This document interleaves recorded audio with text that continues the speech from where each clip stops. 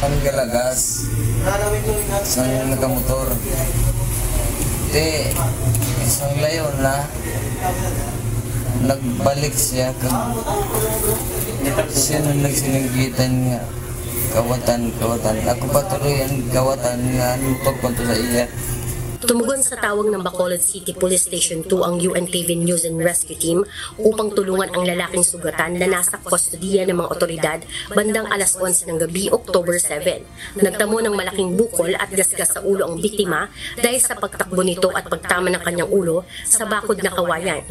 Napagkamalan-an niya siyang magnanakaw kaya hinabol ng mga residente sa barangay 6 Bacolod City. Agad na nilapatan ng paunang lunas ng UNTV NAR ang mga sugat nito sa pamamagitan ng paglagay ng gasa at pag-apply naman ng cold compress sa bukol nito. Tumanggi na itong magpadala pa sa ospital at nagpasya na lamang na pansamantalang magpahinga sa istasyon ng pulis. Samantala, walang complaint na natanggap ang Police Station 2 na mayroon ngang nakawan na nangyari sa lugar kasunod ng insidente.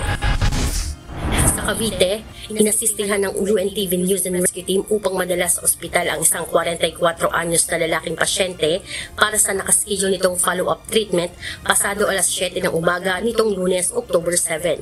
Maaga pa lamang ay nagtungo na ang team sa tahanan ng pasyente na nakatira sa Barangay Granadas, GMA, Cavite.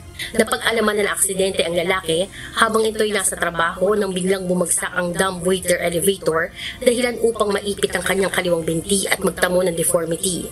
Nangyari? Bagsakan po ng, di ba yung normal na elevator, buo, yun sa kanila kalahati. Pero kasi bigat ng elevator kasi burong bakal.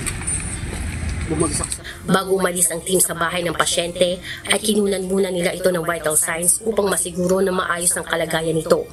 Ligtas namang naihatid ng team ang pasyente sa ospital ng Kabuyaw sa Laguna hanggang makabalik sa kanilang tahanan sa Cavite.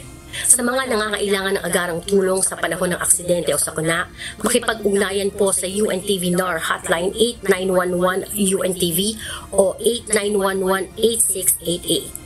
Myla Fernandez, UNTV News and Rescue. Diyos ang aming sandigan, serbisyo publiko ang aming pinahahalagahan.